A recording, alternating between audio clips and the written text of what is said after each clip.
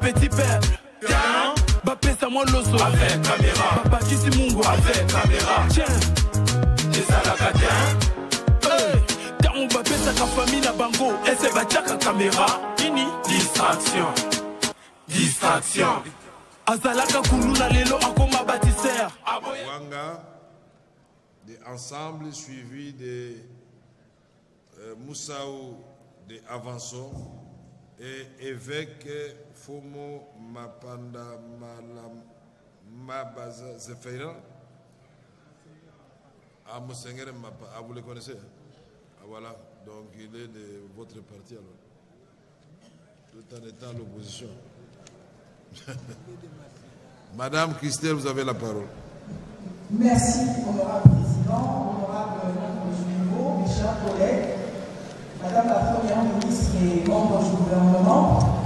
Honorable président, les différentes images qui nous parviennent de l'Est du pays démontrent des différentes violations des droits humains, des images qui sont insoutenables, des enfants égorgés, des femmes violées, des villages décimés, et nos compatriotes se retrouvent dans les camps de déplacés. Et même alors, là, ils ne sont toujours pas en sécurité. En lisant le programme de Madame la Première ministre, je n'ai pas saisi la politique gouvernementale de la sécurisation de nos compatriotes dans les camps de déplacés. Et même dans cette politique, je voudrais bien savoir, est-ce qu'aujourd'hui on peut nous dire, depuis le mois de janvier jusqu'à nos jours, combien y a-t-il eu des femmes égorgées? Combien y a-t-il eu des villages décimés? Et dans ce même registre, le recensement scientifique, honorable président, chers collègues, dans une nation, les citoyens ne sont pas que de noms et des post-noms. Les citoyens sont aussi des numéros qu'ils acquièrent à la naissance et qu'ils perdent à leur mort. Il y a un grand penseur économique qui a dit que la population accroît de manière géométrique et les substances qui doivent suivre doivent se faire de manière arithmétique. Nous voulons travailler sur l'emploi des jeunes. Combien il y a des jeunes? Combien il y a des personnes handicapées? Nous voulons la promotion de la femme. Combien il y a des femmes?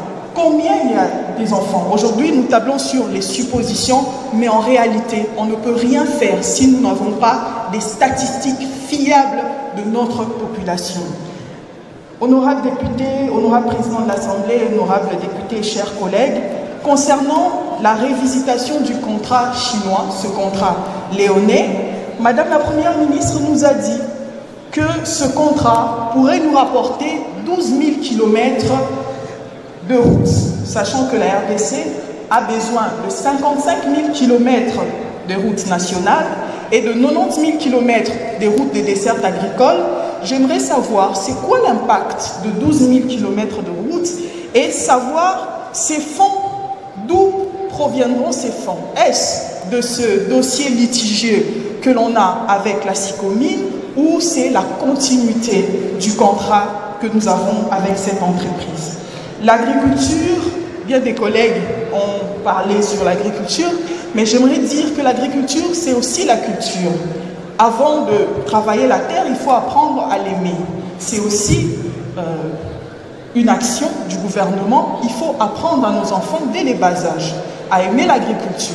Alors lorsqu'on lit le programme, on remarque qu'il y a beaucoup de théories, beaucoup d'ateliers, beaucoup de formations, mais on ne peut pas oublier que nos ancêtres nous ont légué les techniques agricoles. Il est inadmissible de constater qu'à l'époque, nos ancêtres pouvaient faire du riz et du très bon riz à Bumba. Et aujourd'hui, chaque année, nous attendons le riz provenant du Japon qui est qualitativement inférieur à notre riz. Alors, il faut se le dire, comment est-ce possible qu'un pays qui a appris, la RDC, qui a appris à la Malaisie comment faire la culture de l'huile des palmes, et aujourd'hui, la Malaisie est patronne dans ce domaine. Donc, c'est une interpellation, Madame la Première ministre. Enfin, la formation professionnelle. Je remarque dans le programme que nous sommes figés lorsqu'on parle de la formation professionnelle. Coupe et couture, menuiserie, hôtellerie, qui est très noble, c'est très bien, mais il faut nécessairement que l'on puisse adapter notre formation ou nos formations professionnelles également à nos ressources. Il est admissible qu'on aille chercher des jeunes Sud-Africains pour travailler dans les mines au Katanga par exemple, parce que nous n'avons pas réussi à former nos enfants sur la connaissance également de nos ressources. Pourquoi pas des formations sur l'or, sur le diamant, sur le cobalt et sur le coltan. C'est très important. Alors, honorable président,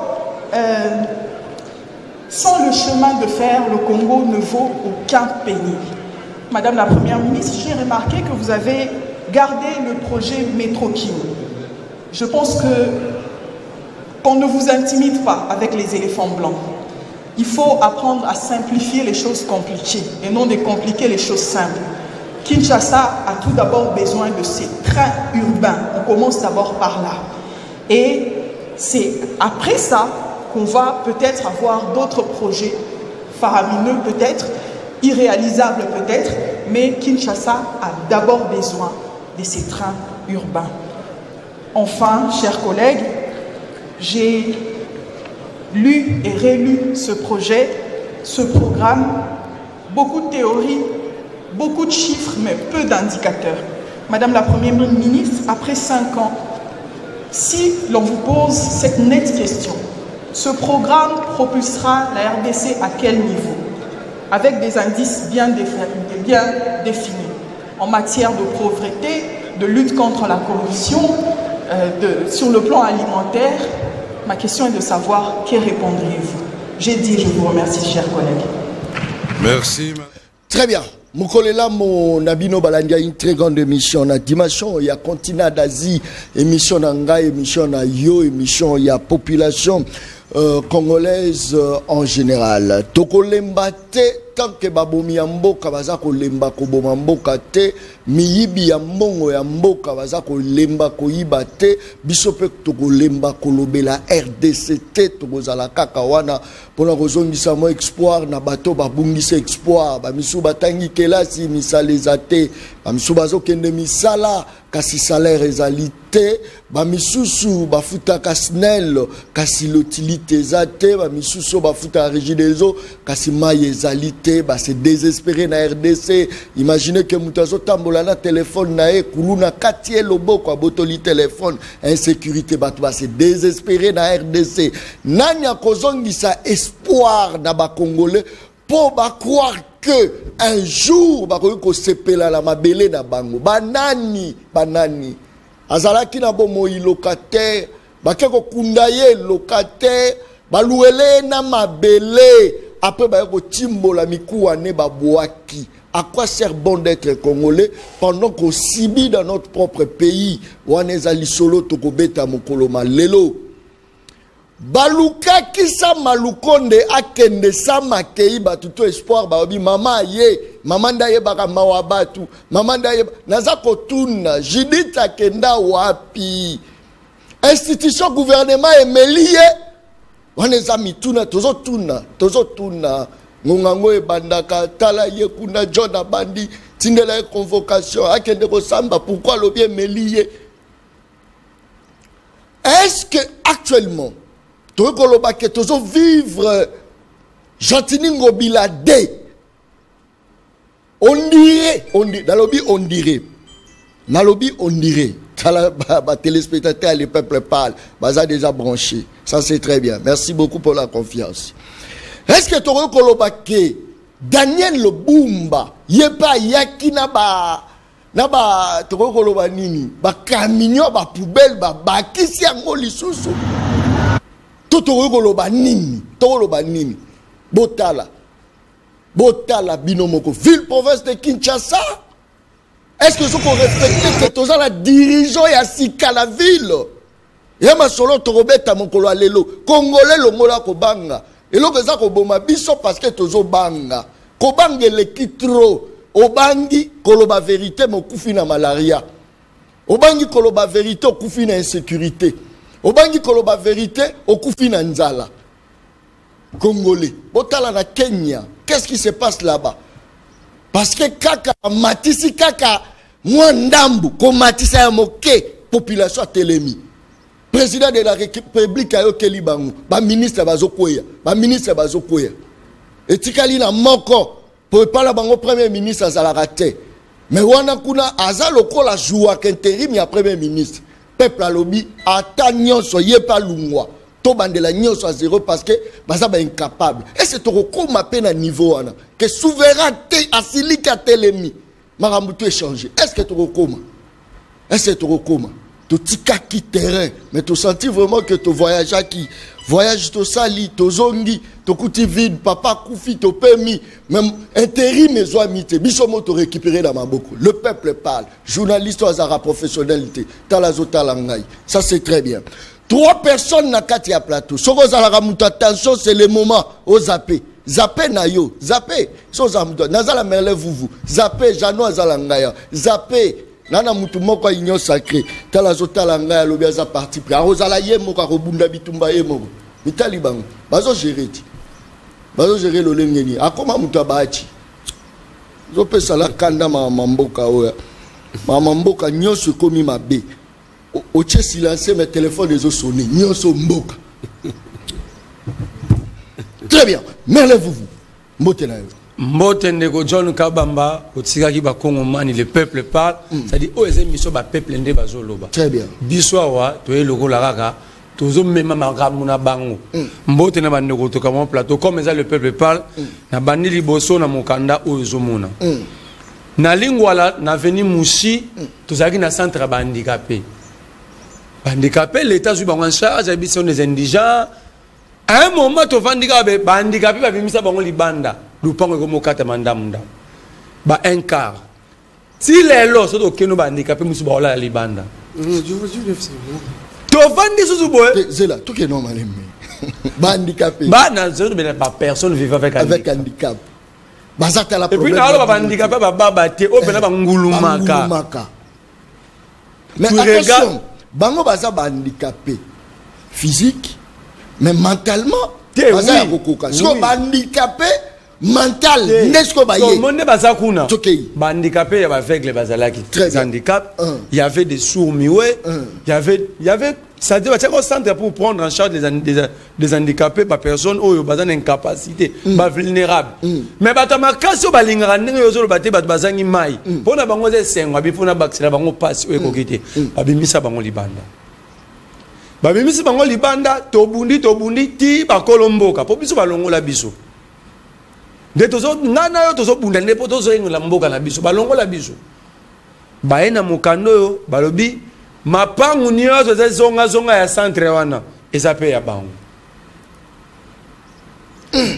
et mukanda oyo na ebité heureusement des juristes bazawa mukanda nini ya l'été zala o na sali photocopie ozo mono batiaki encre correcteur so banani bazolongola banani yo kama mbakomi yo kutosolo babandika bebo ba mama maraîchère nazo ba l'an 2024 très bien le 17e jour du mois de juillet à la retraite de monsieur Mobutu Manda Maluku donc famille Mobutu otomoni a Niko fa ya na réseau ba Mobutiste na ba na bango famille Mobutu eko botola batu mapangu na lobi na confirmer totalement par rapport à la correspondance les lo ba eko notifier na habité ba avocat est-ce que c'est l'avocat ya mutunda ke na notifier quand du fait ba eko notifier pe mo kano yo na ba ratir oyo ba fc bango 48 heures ba céder mapangu na bango za le pango ya ba Mobutu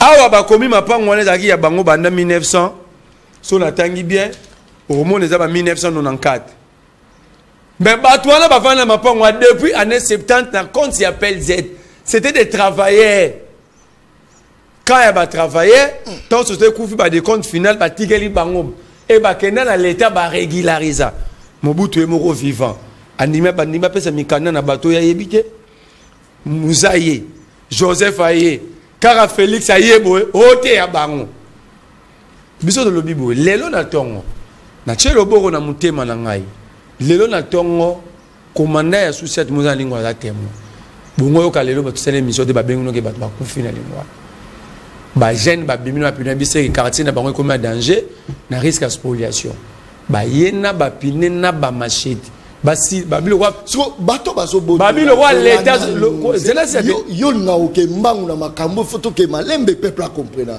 banani bazoboto est-ce ça M23 est-ce ça ba Rwanda eza ba Rwanda te eza M23 te eza pe États-Unis te pe communauté internationale eza banani ba congolais ba communauté bongo américain comme manda Mobutu manda maluko azala c'est le problème il y a Congo eza ba congolais mais na lobango de émission na yo sikoyo bitumenge bima père mo ebenga bi yo za lokwa leader ba jeune yakano tona ye na esi bango pesa nga mikando nyonso toko dénoncer toko benga ba pandisa ngolendi ba roya ba filmer bino pe boloba bola sa mikanda pour que ana tshelo boko na motamba nazo loba na ministre intérieur nazo loba na ministre de la justice biso musana biso to lobby boyoki si demain il y a escalade et que batu bazoki babilo reziki boye bake ezamuka et avocat oyo bureau neza wapi na lupango wana centre bandika pe bakati kati. Très bien, merci beaucoup. Je crois que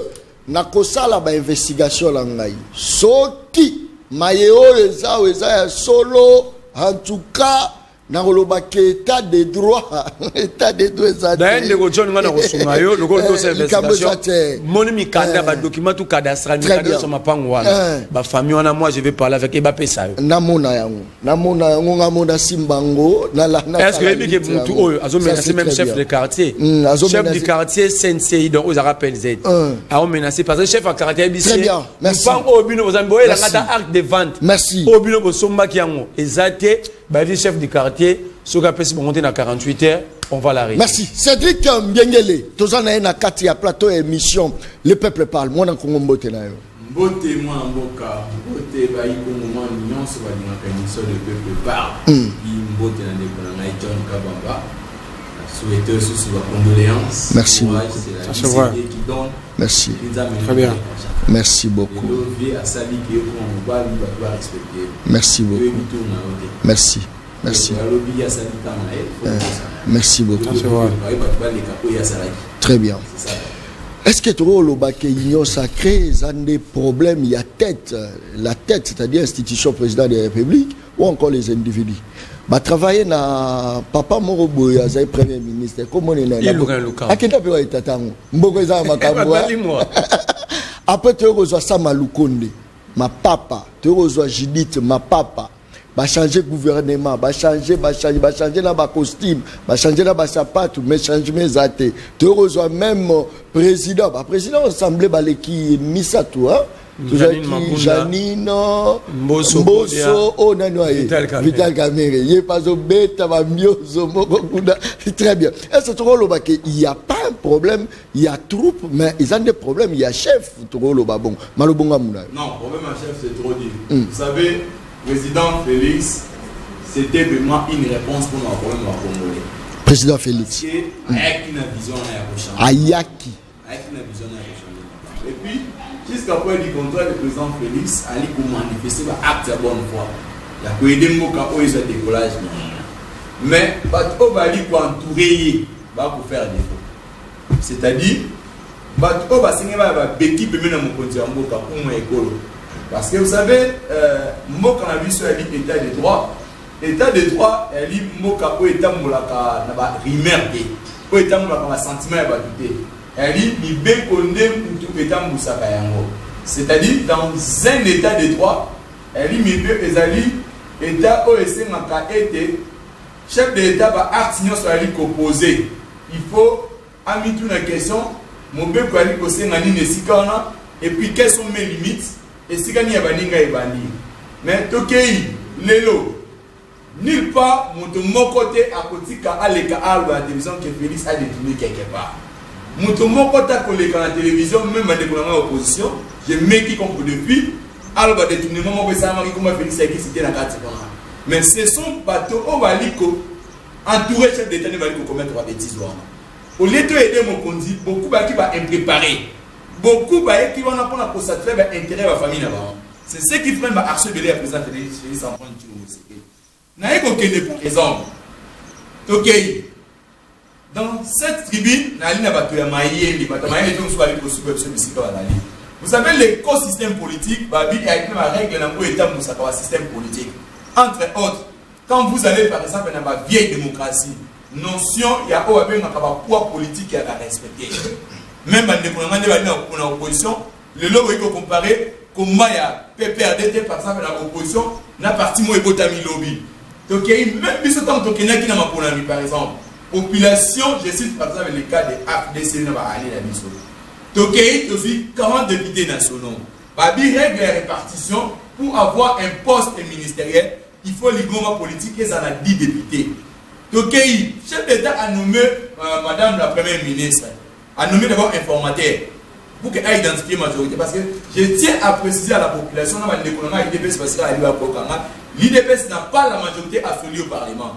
L'IDPS n'a que 150 députés dans la mosaïque.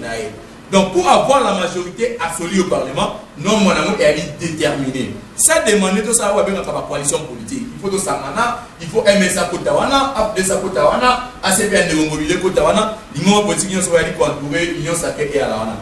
Mais le traitement au Bali pour foutre avec une monnaie de singe. C'est-à-dire, l'IDPS aujourd'hui, il est incapable de respecter un partenaire politique. L'IDPS, le pouvoir, il croit, c'est comme si que Bangoné m'a voté qui président de la République de 75%. Nous avons donné comment école le président de la République pour que. Tobeta ou ça c'est d'ailleurs il faut mesure là-bas parce que bateau ça là-bas on a plateau bako bazara sans pitié en tout cas en quelque sorte il faut au bon moment moto moi ndambo parce que ça peut tourner FDC salini depuis bacha ya wana elonia sali araida ba ministre surtout to ça évaluation ba ministre ba utala FDC ba sali nini elo comment côté bango nyoso bazaka le produit a même mbadi c'est ça le problème.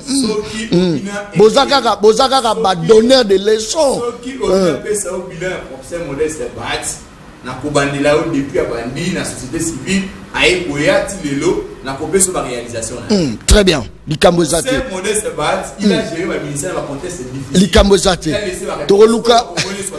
Toroluka une émission spéciale. N'appelle l'action de Nabotola Babilo Wabatune Nasala. Très bien.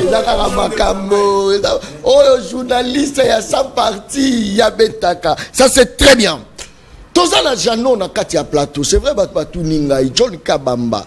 Atabaka Motema Mabe. Kabila s'est servi dans Bilogo ya Congo. Mais toujours au Kayete. Azolo Bate. C'est comme si Ayaki Naeka s'enrichir dans Bilogo la Bisso. Après, Kimia, on dit Kabila va dans la Congo. Walanga Ite. Waleza SMS au bateau Batindelinga. Talazo Talanga Lobina zo combattre Bangote. Et Zalinga Ite. Ça, c'est très bien. Jeannot Lompempe. Mbotenayo. Mbote na Ondeko John, d'abord merci beaucoup pour l'invitation na yo. Mbote également là bas co-débatteur na ngai, peut-être na kota directement na fond ya motuna na yo. Alors il faut répondre ba kongomani ba yebaki ba téléspectateurs na yo. Ba linga ke émission no ya munene, émission ya vérité, émission ya peuple. Ba yebaki no Kabila tikala ko kimate. Donc voilà, Kabila atikala ko kimate. Kabila zaka na mboka moko. Otobeka ngo la République démocratique du Congo. Et que le même peuple a commis même Kosenga que vaut mieux attaquer Kabila que pouvoir y IDPS. To comme la campagne ka moko Kabila limbisa bango. Ponani parce que bazala qui diaboliser, bazala qui manipuler, bazala qui utiliser. N'est-ce pas? Pour un départ à Kabila. Mais le oyo peuple congolais se rendre compte que non, en tout cas, vaut mieux attaquer Kabila. Ne fils pas avec Kabila ata lipa oyo.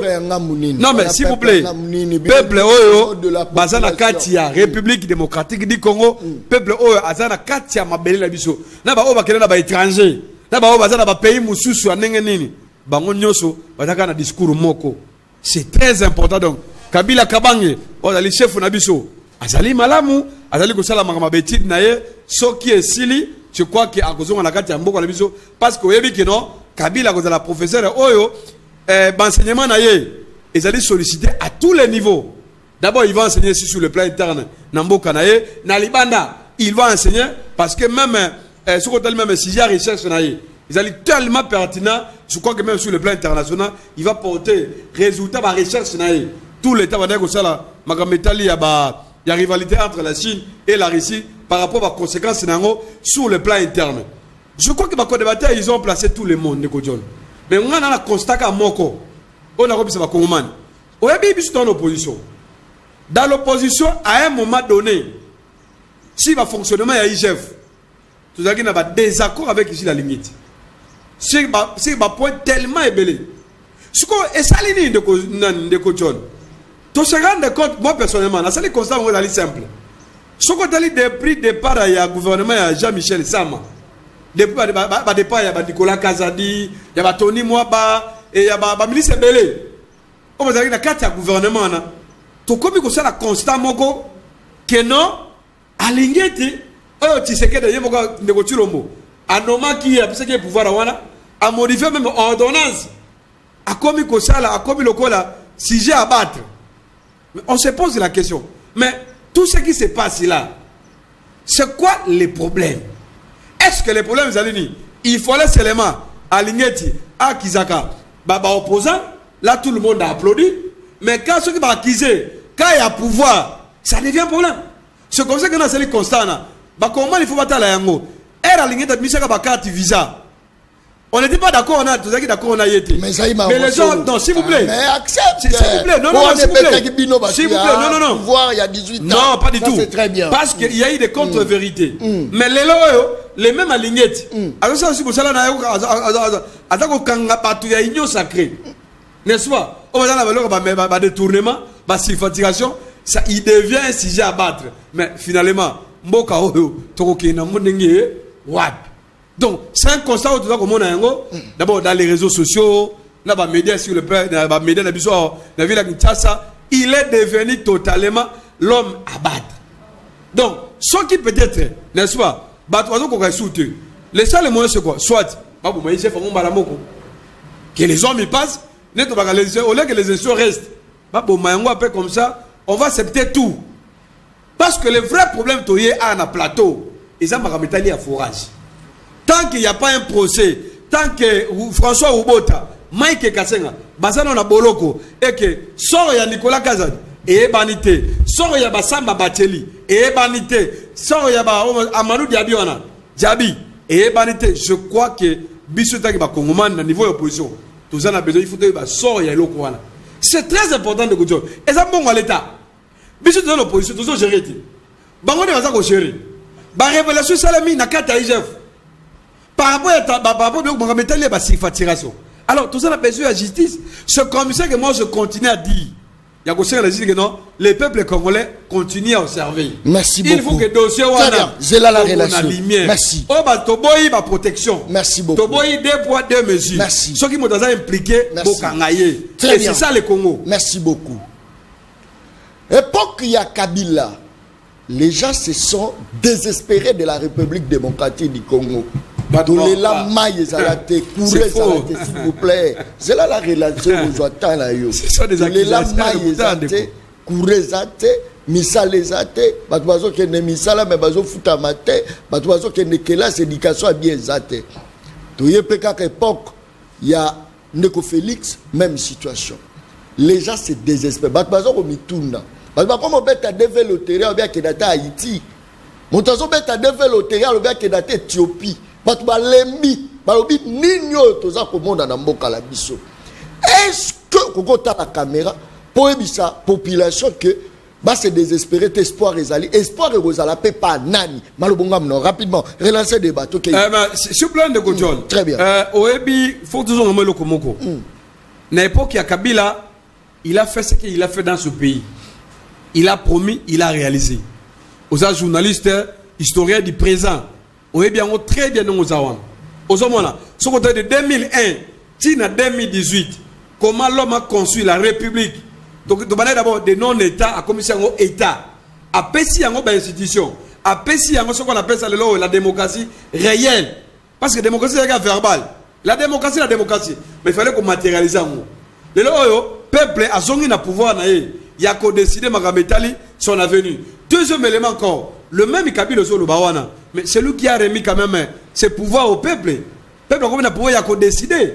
Il y a qu'à défendre les pouvoirs en aïe. Il y a qu'à téléméla aux alliés à Mabé. Donc, sur ces points-là, je ne suis pas d'accord par rapport à Marabolobiana. Parce que même à Mabé, il y a un enseignement. C'est vrai. À l'époque de il y a eu l'enseignement. Mais si vous avez une comparaison en termes de résultats, en termes de qualité d'éducation, au moment que non, En tout cas, ces derniers, t'es comme problème, ils ont ma case. Problème est Ezali. Mais ce qui est responsable, c'est les responsables du pouvoir. Il y a Tshisekedi Tshilombo. Ça, c'est connu. Parce qu'il y a aussi la comparaison entre les deux. Non. Pouvoir en union, c'est pour ta solution. Quand on prend le pouvoir, on appelle ça actif et les passifs. Il est question, il y a reposé une question. 6 ans et demi après, surtout dans ma solo et Mboka, secteur par secteur, domaine par domaine, vous voyez ça. Tout le monde décortiquer en gros. C'est très important de dire. Parce que et là, quand passe l'émission, il y a des Congolais qui ont même en Haïti. Haïti. Pourquoi? Parce que les lots pourquoi les Congolais comme dans niveau? Parce qu'il n'y a plus d'espoir. Même il n'y a pas d'espoir. C'est le gouvernant. Quand vous avez le pouvoir, vous avez le pouvoir, vous avez sur base de ma projet, sur base de ma promesse, il fallait travailler pour la réaliser. Et là, malheureusement, vous avez attrapé. Donc, il ne faut pas qu'on quitte non, non, non, non. Très bien. Merci. Quand il y a constitution, merci. Il faut tout bunda sur le plan interne. Merci. Merci. Il faut tout mais c'est comme notamment Bakaba Fourage, non? Merci beaucoup. Très bien. Parce que Congolais, c'est notre droit. Bon, Congolais, sort et l'eau qu'on est allé nani. Merci. Impliqué. Cédric. L'espoir s'est envolé. Bon, pesa une population espoir, bablo mo ebele. Dans un peso kara 1 minute pour la pesa. Et ben vous l'espoir s'est envolé. Maman mora telemi. Azaki na babibu ba mesana ye ya malala. Ba nyati angwe pa policier. Alobi lo comment ta tika ka bazo lela maman kwei. Ba yebo ba memeti na hôpital. Na accompagner maman wana. Maman la lobi si je savais la personne que j'ai voté, je savais que aroye ko protéger biso surtout biso ba mama oyo mibali ba kufa mama wana aleli makasi.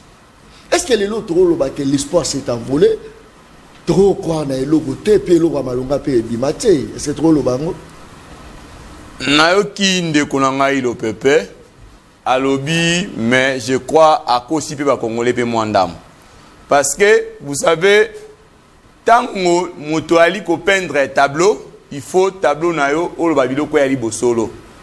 C'est vrai. Président Kabila a doté na mboka o benga ka ba cadre ba institution. Mais c'est-à-dire est-ce que ba institution est profité na servir la population? Je crois non. C'est-à-dire tant au bodo ta institution c'était au profit des politiques. C'était pas au profit à Congolais par exemple à Maluku, Congolais qui mentait pas ali konyo kwama. La grande question que ne konanga ngaka mituna. Quelle est la situation au bango batikaki? Ba école lango batika on a qualité nini et puis les lots de dégradation dans un niveau nini. Et puis à l'obi lissu du kamomo koboe. Maintenant tant on parce que à faire plus allusion à éducation.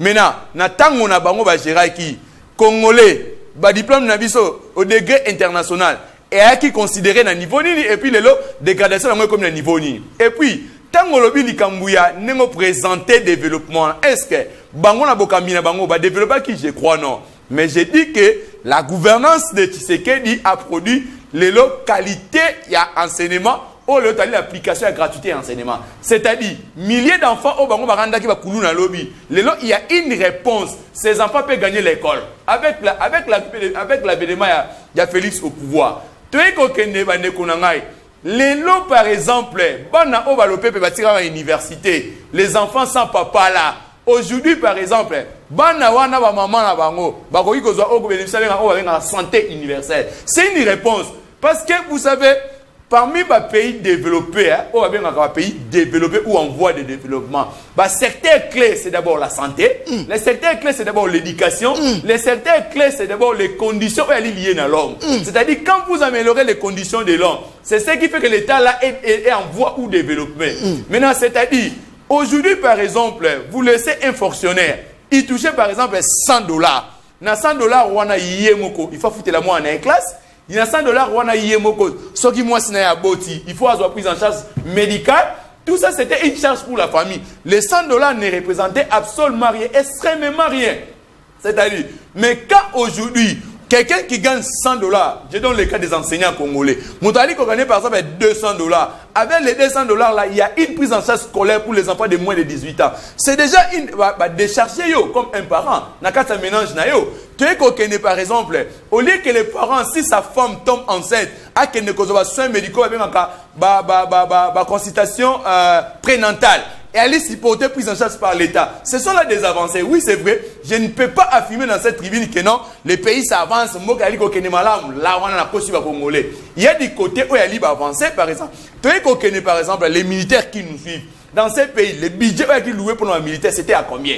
Mais quand aujourd'hui nous avons des millions réservés pour nos militaires, ce sont là des avancées. Il y a quand même des avancées. Je ne peux pas mettre... L'époque militaire, Azofutama combien?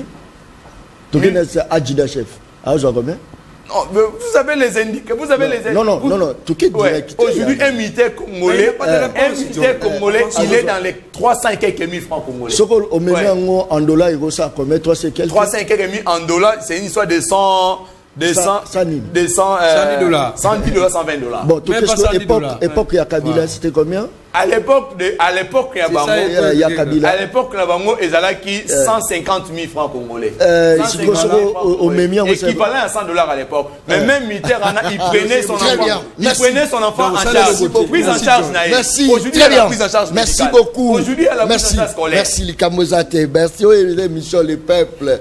Faites-moi confiance. Je ne veux pas vous décevoir, peuple congolais. Je ne veux pas décevoir Binoté. Je ne veux pas décevoir Mototé.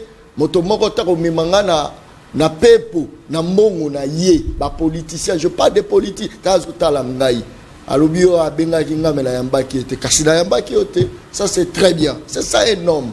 Un jour mboko ko bonga to ko bonga la peuple. Nga mokote. Merlez-vous. L'espoir s'est envolé. Est-ce que aux hommes on a nenini même bato ba agence aux la poste visa, aux la poste, aux hommes on a dégué bato bazo bima Congo. Est-ce que ça lit déjà banalise wana? Nego John, merci, mais liboso na encore que le côté les cas.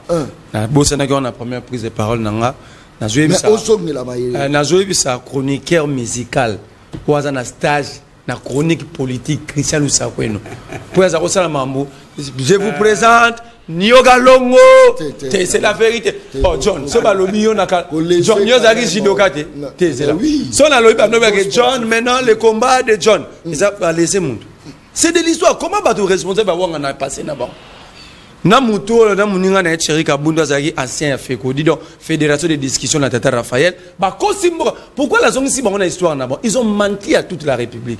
Yo le baiser mission le peuple parle. Parce que ça mutaro ko sa peuple to bomba le bas au peuple à terre là. Baye na kosi na nini. Mais on a zo kenede. Na zo kenede. On va zater la carte. Je peux pas permettre. Bango baye boui. Logo la bango ba défendre Nicolas Kazadi Papa Tito. On a considéré comme le serpent qui avait menti Ève au jardin d'Éden. Bango ba lobi boy. L'IGF na France. Ça dit il voulait accuser Lingeti pour Lingeti abimisi makambo ba lampadaire. Babi IGF ne va mission na ye. Et c'est une mission et un conseil. Et puis, par exemple, même IGF et à France. Bon, je considère que Christian Lusako n'a jamais habité la France. C'est-à-dire qu'il habitait Maloueka ici à côté à Kinshasa. À cause de ça, yoga, si on a d'autres personnes dans site. Pour voir le bâtiment à cause de Libango. Yoga, site internet. Il y a IGF à France. www.igf.france.gouv.fr. Balobi Boye. L'IGF France exerce une mission générale de contrôle, d'audit, d'études, de conseils et d'évaluation en matière administrative, économique et financière. Pourquoi ceux qui bossent mbongo? Bobo sani mboka mobimba. Parce que vous voulez protéger. Est-ce que tu as sous peuple normal? Comme la radio, comme la vérité na site yango bazonga balobaketo kosaki peuple parce que ce n'est pas la première fois radio oyeko sabato tangu Kabila nomara Sami Badibanga wana Christian Lusako nazali kabiliste nous tous nous avons dit Sami Badibanga za belge seul bato c'est so baza belge aisa belge teza Christian Lusako abi Sami Badibanga za la bête ça fait 3 ans. Après une semaine le ministre Alexis Tamwe Mwamba à l'époque garde des Sceaux a eu des certificats. Abi, bah, Noma qui est en état belge, mais il s'est conformé, Botala a certificat à renoncer à la nationalité belge, à recouvrir. Mais cette radio va continuer à détruire l'opinion jusqu'à quand? Mais promets à ti, bisous de lobby boy. Tout ça c'est la remise, il y a 240 forages. Il faut zonga. To lobby boy, tout ça c'est la procès à Rubota na Maïka Senga. Tobaki si boy. Les comptes ya Maïka Senga, Maïka Senga, muta soki mbonga forage 71 millions. Ba continuer les lones dans son nom de John Kabamba ça vide. Il faut aller sur place parce que sur les 70 millions à livrer à 70 forages. Au cas contraire, de la même manière, j'avais amené le peuple devant l'office du procureur la semaine prochaine. C'est ça un peuple qui m'a mbokaté. Nous allons nous battre pour nos droits. Donc on a promis très bien. Nous allons réclamer nos droits jusqu'à ce que s'il faut laisser nos peaux. Pour la Nicolas Kazadi. Mais non, pas facile. Mais attention, il y a un mot. Il a répondre clairement. Mais autour de la question. Mais laisse. Il est pésimé. Na quartier na bino muibi bokanga journal na za le sel muibi. To bakanga muibi na quartier aza le sel muibi te. Mais yende salami ke mukolo wana bakanga ye. To lobi te ke muibi bazate, to muibi basili. Na te so comprendre. Ça veut dire babeli muibi ayiba tout wane comme tour na ye. Lobi pe boko kanga muibi mususu comme lobi le boko kanga comme pe boko découvrir muibi dans le passé bazibagi. Ça veut dire c'est un faux débat. Ndeko John Kabamba Oche Ndeko Nangai na difficulté. Lui-même ne sait pas à un régime à Kabila ou un régime à Tshisekedi. Parce que Bahati a été 3 fois ministre et DG sous Kabila Joseph. Sous Kabila. Mais je vous dis, à Zara DG il y a Sonas. Oh. 2 fois ministre économique, 1 fois ministre à travail. Quand vous parlez du travail, dites aux Congolais qu'est-ce que Bahati a laissé comme le ministère du Travail, parce que l'année, va travailler. Tant que salaire, il faut être courageux de dire que Bahati a tika boye. Chaque fois, Bahati ministre économie. Bahati a kangisa Gabonais moko na année. Pas mouningane Kalev, kumuna e agano. Vous bien kangisa pour ani. C'est remote au ciment importé, c'est moins cher que ciment au Salama. Ces Gabonais importaient des sacs de ciment et avaient donné le travail. Après ça, Missana Bakongomani 500. Les moins payés par Gano, ils avaient 400, 300 $. Alors, tu vas Congolais, les canaux l'État. Alors, tu as ciment moins cher. Comme Bahati fait dans la société, le groupe Taverne, à te ciment, Bahati a bien un téléphone. Tout n'a pas de question. Tout n'a pas de yamba mukeba ipo mutonu mukeba za lobela ntona kiosque na tout supplémenter na restaurant a pona yango. Tout n'a pas de son odo kosila e.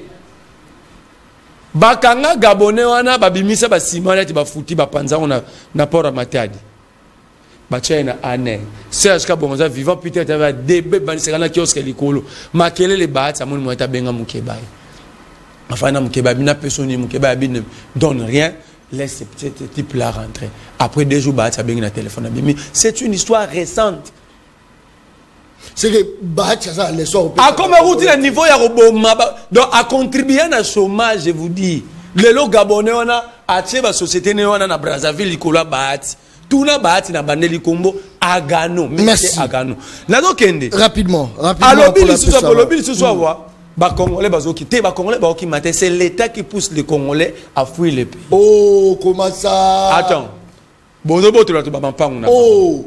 Maman zote kandunda. Bo pesi mobile ne musate ni bana na e. Boye bo panzi. Oh. Kulu na bi na tiri kulu na sali cabine. Bo panzi. Oh. Mutu alobi bon ngana robunda te na teka rata mai. Bo panzi. Oh. Bo sala be ko beta. Konyo ko la bato. So mutu ni alinga za l'esclave.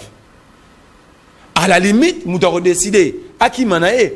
Et alors, comment est-ce que va faciliter l'anda agence que ça voit José Bella 80% c'est un homme politique qui a pouvoir. Oh, prise en charge. Mais donc ça dit bazo nyoko po babimisa yo mboka. Po bango moko te. Ba komisi Congo ya bango. O monte le bande na seko ke biso balongo la biso. Mais biso sikola ti batuloko la ngai. Na boyi na kolongwa te. Po bino boyaki na ngai te. Très bien. Donc, na mboka nini basala la publicité. Il y a développé na TV. Donc, mboka ezotinda ba jeune. Babima na bango botonga na banane. Parce que les jeunes sont au Canada, la misère est banzela, ba travail manuel. Prise en charge pour que Brazzaville. Ok, awa pep to rosa la travail manuel. Merci. Ba santé nyo sur l'état comme ba ramiyibi ba coopérango na ba indien. Na ba chinois pour mbongo ki na banque Chine. Ça c'est très bien. Na bi ba misala à l'état. Très bien. Bon ni ba bi que soit personne ingénieur congolais, ingénieur dans une incapacité, il y a besoin 10 millions à ça veut dire ici les Congolais sont maltraités par leurs propres dirigeants. Ngala la message ka moko. Monsieur Cédric Bengele, ne dites plus jamais que Tshisekedi est mieux que Kabila. Je ne dis pas que je suis d'accord que Kabila. Il est libre. Il est libre. Il est libre. Il y a à reprocher Jean le peuple à dire ça tableau à ça la rend bien. Merci. Tant que Kabila. Très bien. Lit pas pistolet la guerre simple. C'était ça 50 francs aujourd'hui c'est 400 francs. 400. C'est la guerre simple. Tant que Kabila il n'y avait pas guerre à l'Ukraine monsieur. Oh là là. Donc Cédric. On s'en donc Zela. Bino Bobandaki déjà FCC ont bloqué. Zela Kabila a affronté 3 fois Ebola. Kabila a affronté 3 fois Ebola. Bino bo affronté la pandémie moro Covid. Kabila y aura ce qu'on a tout défi. Kabila a géré ces pays avec 4 vice-présidents. Merci. Kabila a affronté 4 fois Ebola. Très bien. Kabila a affronté CNDP. Merci. Kabila a affronté la 23. Attends, ça c'est le bilan de notre pays, ce n'est pas un bilan de la Kabila. Très bien, merci okay? beaucoup. Ça c'est très bien. Merci beaucoup. Saline de Koka Bamba, TTT, Wana Akosi Azali Moyibite, Benge Moyibite. Adjudant chef Azouaka 255. Major à la 300 000 francs. Oh. Mais je te dis. Major. Combien de messages un message. Message. Très bien. Merci beaucoup. Tu relancé. Tu relancé débat. Oh, le peuple parle. Bako Sarati. Très bien. Merci beaucoup. Je crois que Bate Belé Bazabronche. Saline de Kodjon Kabamba. Je suis très content pour ton émission.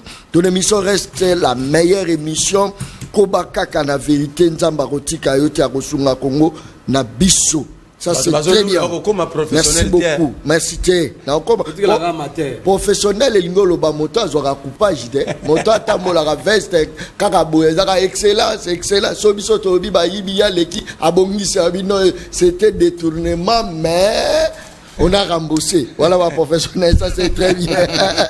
Bonjour monsieur John Batuna IDPSP Union Sacré Batika Buzoba Yakolobaka na TV Kalate Bakomona Biso Peuple Nanzela na Bango te. Boza Nanzela la Bango te, pardon. Sinon te Rosala bien te, ça c'est très bien. Saline ko John Nazolanda Bino depuis Congo Central Mboka Oyo Ezakaka Pasi, régime Yandeko Félix et Yeko Nyoko la biso, vaut mieux Kabila azonga la pouvoir. Kabila Batu bazaki toni. Bonjour Ndeko biso bana ya basoda eza na jour toko telemapo maltraitement ya bapara na biso eleki. Ba telemapo la voilà. Bonjour, je m'appelle Patrick depuis la commune de Ndjili. La gratuité a détruit purement l'enseignement congolais. Wana Ngaïte. Ça c'est très bien. Merci messieurs Nazolanda yo na Kental na Maïndombe au territoire de Mouchi. Voilà, au secteur de Yokaba précision ça. Boye bisa awana Kongo Mbongo eza pasi. Ministre ya budget na commanda national bazota la nengeto ezomata. OK, voilà des messages appréciés par rapport ya tout. Pardon de ko John yebisa mutu ya Union Sacré wana est-ce que non pona na panza ata TV na ngapo na buzoba na ye azoloba wana. Voilà. J'espère que photo sotara makambu suzu. Kasi pona makambu ya recrutement ya la police eza ndenge nini. Bonjour, messieurs les journalistes, Moutouana et IDPS Atika, Koloba, Po, Tolembi, Bango. Kabila Atika enseignant na 240 000 francs comme salaire équivalent de 150. Et Lelo Bango, Zofuta enseignant 260 000 francs, pas même $100. On est à coup sur coup, hein. Je crois que ça faut pas brancher. Na ko meka ko négocier pour ba émission na fongola rapenza téléphone ndenge za kawana pour peuple aloba. Bonjour monsieur, nous n'avons pas besoin ni de Chilombo ni de Kabila dans ce pays. Il y a encore des têtes bien faites dans ce pays. Et ça c'est très bien. Saline de John Kabamba, mes sincères condoléances na sepeli makasi na retour na yo en force. Voilà l'émission qui mérite les Congolais. Ça c'est très bien. Talazo Talangaï. Alors bien ça professionnel, mais peuple a-t-il dans un message à boyauté. Non Pépé, toquez rapidement. Allez-y, toquez. Naoya au Bungisa, Makamo Bungisa. Au moni d'abord même ma réaction il y a peuple congolais. Ça prouve à suffisance que non régime où il y a régime où il y a déception. Par rapport à tante causé la yango maman j'ai dit mais tu n'as cité par là non mais si tu as cité par là cité par là mais nangana so le loko moko ndeko na biso nani mais ala tu ko bango awa il a fait un point c'est très je trouve ça c'est pertinent na plateau non le peuple parle au but même c'est tout un débat qui c'est le sacré non il y a déjà Top Congo le baki une émission na le débat et qui s'enflammer même enflammer directement et s'enflammer au niveau des réseaux sociaux. Mais moi je pense que ce que je vais demander à Christian il y a Christian Lusakono, c'est d'abord être humble et vous en avez humilité à côté à droit. C'est très important de côté. Donc vous pouvez être un journaliste, vous pouvez être un spécialiste, n'est-ce pas? Vous pouvez créer votre propre radio, mais au sala droite. Au moment ils ont le col yo, musala na yo, ngala tanga classe wanate. C'est très important. Donc, il faut de plus. Dans le plateau, j'étais un peu d'accord de Christian Lusakono, des Top Congo, il y a une humilité, il y a quoi apprendre. Il faut d'abord lui, au lieu de répondre directement, au lieu de faire la comparaison, n'est-ce pas, avec l'institution en France, il y a France, je crois qu'il n'y a pas un lien. Voilà pourquoi dans l'émission, pour mieux comprendre, il y a l'ordonnance importante modification. Il y a IGF, j'aurais voulu que non, Christian Lusakono. Il faut l'attendre à Yango. Malheureusement, lui aussi il tombe dans il y a ignorance. Et là, ce n'est pas normal. Ce n'est pas bien. Cette stratégie-là, et ce moment même radio Naïwana. Et vous allez mal mais toujours la question est la principale. Maman Soumino, madame Soumino Akendawapi, maman. C'est le constat de tout le monde. Oh! Tu sali 1 mois et demi déjà, non? Un mois, il y a 2 mois. Il y a gouvernement, au sein qui déjà, une action d'aller phare.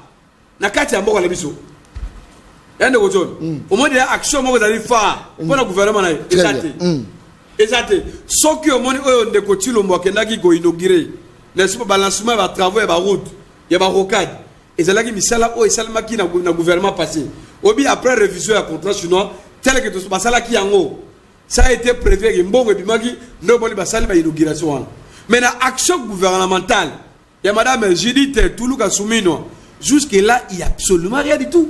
On se pose la question, est-ce que maman Wana a réellement premier ministre ou bien Aboungi Nae? Parce qu'au départ, Nani Nekochon, Ngaï n'a pas que non, maman a kosa na eloko moté. Maman Zala lokola ilingi ya pamba. Non, c'est pas dire ça. Ilingi pour la nini. Yemta sa premier ministre de la République. Le barak azomona na ndete. Ozomona.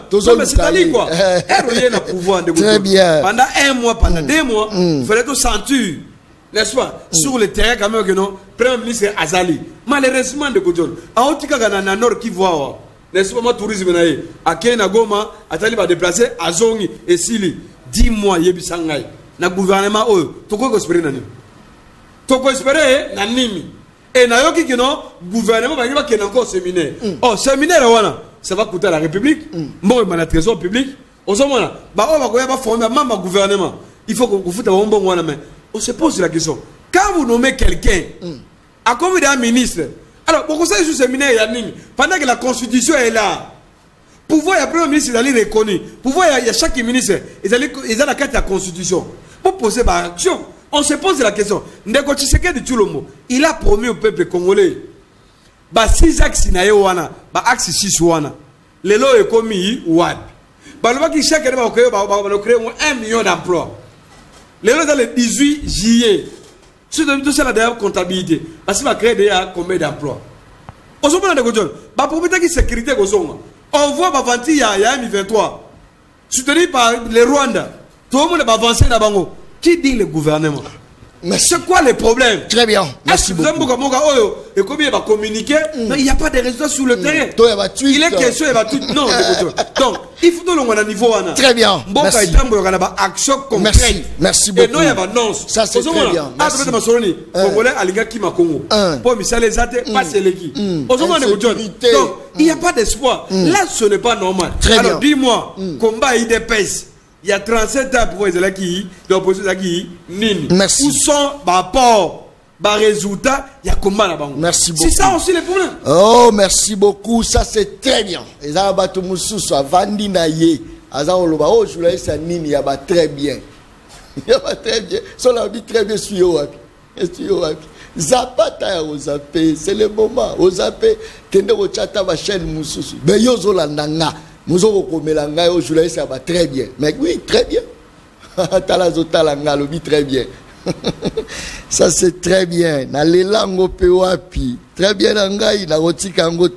Salut, M. John. Émission toujours la meilleure. Bolo Belali Kamouya arrêté. Il y a 2017, il y a Michel Bongongo Tilelo Nano Batu ya Union Sacrée, Silisi Mécanisation T. Belango. Voilà, il faut vraiment relever lango et la mboka moko ba biloko important ba mbongo bimarate. Mo ra biloko est important ba bisa yi combien 20 millions. Ça c'est très bien. Merci beaucoup. Bonjour Monsieur John. Moi je pense que c'est Tshisekedi qui est à la base de sa propre chute quand il a défendu son ami Kamere en inventant le vocabulaire de la rétrocession. Et voilà qu'aujourd'hui il ne se place pas où commencer ce monsieur Kalolo depuis Ngaliema. Toujours qu'il est petit à petit, n'a qu'au chiter moi mon quai. C'est ça non? Que n'a chiter moi mon quai. Voilà, je crois que chaleur est moi ma casse, tout le monde va quitter moi d'âme. Mais là moi soya, l'espace s'est envolé, tout ça à Wana. Jatini Mobila à Lumwe ou à côté comme on est. Monsieur Bumba, Azosani. Ah, tous il est. Mais où Moramo Boeza, Motasala et Mabé, Balongoli, ou à côté de Sala sous Mabé, collègue, bien que nous gouvernement, mais on ne sent pas, on devait quand même sentir, parce que même à l'époque, il n'y a pas Papé Tchen Tshisekedi, Bachekara, premier ministre, tu sentis Biloko Ningani. Mais, papa, on se sentit poubelle, on se sentit ma poubelle, on dit Bango Pebaki sous la Biloko Baché. Non, vous savez, fauteuil bélo moko ceux qui étaient mibeko gouverneur a posé acte après investir. Le gouverneur a posé acte avant investir. Mais qui bloque? Maintenant là, les problèmes c'est les raisons pour lesquelles non, s'il vous plaît. Ici, tout ça, avocat. Qui bloque jusqu'à l'investiture? Il y a gouverneur Boumba. Qui bloque? Il y a un sacré, non? Député à Bahati Bazakoura. Guerre à Ukraine. C'est l'Assemblée provinciale de gouverner. Il y a une assemblée, il y a une sacrée. L'Assemblée, elle est composée de opposition. Non, banane. Banane, ce qui est l'Assemblée n'a investi gouverneur, gouverneur a opposé à artité. Il y a des problèmes majeurs à l'Écosse. Même moi, chez moi, qui m'en sais que c'est réalité, c'est un d'élaboration total. Tu cause le gouvernement, tu gagnes pendant que nous sommes mobiles, tu exécuter qui a monté, tu cause le exécuter à mort. Maintenant, la grande question c'est il y a Kotuna il y a Kotuna gouverneur na président de l'Assemblée provinciale. Et pourquoi il y a l'antenne? Parce que l'antenne, il faut profiter de la Kinoa. La Kinoa va aller causer un belé. Entre autres, aujourd'hui, il y a salubrité dans la Kinshasa. Pas aller régner dans la commune presque nyoso. Mais ce qui est là pour avoir un gouvernement de 10 mois, il nous faut prendre 6 mois, 7 mois. Tout ça, il y a une question, il y a une comité. Parce que tu as besoin de gouverneur à la station de fauteuil, tu as besoin de l'hôtel de ville. Ça n'a rien à voir. Nous avons besoin à respecter le programme qui défend les députés provinciaux. C'est-à-dire, à mettre en exergue. Parce que la population de Kinshasa a souffert. Les gens ne sont pas en vacances. C'est comme de gauche à droite. Le terrain ne se sent pas dans le comme terrain et comme espace c'est Kemes OK na bandal Kemes oye ana kalam a Kemes to mitu na question bana ba kotanga nini bana ba ko préparer parce que il ne faut plus laisser les enfants pendant les vacances, c'est comme si les orphelins. Non, l'État est censé de protéger les enfants même pendant la période où il y a congé na bango. Ceux qui les lobby ici quand ils sont au bana ils même kokumba vélo et comme ils ont ba Kemes et ba Kemes en to mitu na question bon on est fouta makawa puis comment ils allaient réglementer, on se pose tous des questions. Raison pour laquelle Monsieur Bouma, au lieu de rester à l'hôtel, c'est le temps où il y a pression à l'Assemblée provinciale, investir le gouverneur, parce que l'enterre on est qu'on profite de Kinoa. Là, on se dit de vérité. Ce n'est pas question d'union sacrée, soit question de l'opposition. C'est une question qui touche Bisso Sosa en quatre ensemble. Remise et reprise de Salamate Salamate. Non, remise et reprise de Salamate. Remise et reprise de Salamate Salamate. Remise et reprise de Salamate. Hier à Bandi Moussala to Bandi. Effectivité à Moussala n'est pas ceux qui assemblent à investir. Il a nommé son il est payé vrai ou faux? Non, jusqu'à preuve du Non, on a toutes nos questions. Il est payé vrai ou faux? Jusqu'à preuve du compte. Ils ont bénéficié d'avantages à l'État vrai ou faux? Oui, bénéficier d'avantages à l'État. C'est pour la résultat. Il faut abandonner Moussala. Non, monsieur, ne blaguez pas avec des Congolais. Ne blaguez pas. Pour le bas salaire, Nabino, Wana et Oumela a été bimi. Mais pour occuper le peuple, oh non, Tobandika Sikoyo, non, non. Faut que le peuple comme exigeant. Faut que le peuple comme exigeant. Moutalobi John. Bonjour Papa John. Bolobela ba barrière na route nationale numéro 1 et komi Kocha ba embouteillage pas possible. Ba barrière peleki. Na mboka lokola Brésil na Brasilia oko kende kokuta kuna ba biloko première nécessité futa taxe te. Et futa raté. Il faut arrêter. Mais biso sur l'équipe barrière, OK kokuta même na camion matungulu ba vandisa ko 2 jours. Et poli na kopola ya banana pendant que za mboko crise ezali. Soto lobi John alobaka. Soto lobi ngala tambola makasi. Ozota beblo muso sa pasi. Camion ba pai ba kanyango et poli ba komi ko boa kango. Émission la komi na souke sili. Mona Congo, merlez-vous. Tu komi penza la souka. Je crois que pardon vraiment. Tu komi penza na souka 1 minute to clôturer. Il faut savoir faire l'équilibre sur le pouvoir d'achat. Si vous comprenez, pour dire bon. Ndeko John, aujourd'hui, il y a. Aujourd'hui, trouver normal régime, il y a normal. Bazui bukangalonzo basaki tango kabila balona kamasangu bapesi ba canadien pour balona ka diamba et les gars la média ezala tina table ya président assemblée nationale. Très bien, merci. Tozala mboka au passeport ezati régime pas de passeport pas de carte d'identité, pas de permis de conduire, pas d'avion, insécurité, pas de route, tout est dollar 290, détournement, absence de l'État, plus de social. Merci. Ici, moi j'appelle le Congolais de ne pas attendre un sauveur, mais vous devez assumer votre révolte. Rapidement, moi la Congo Tokei, révolte ça va bêter. Non mais Ndeko, oyebi tu peux analyser à Ndeko John, mais ça va pas parce que la nyo peuple est victime. Osomona, bon ebimi il y a ma fourrage une salamité, tout le bas est comme un problème. On commence à utiliser dans d'autres médias. Pour épargner bateau.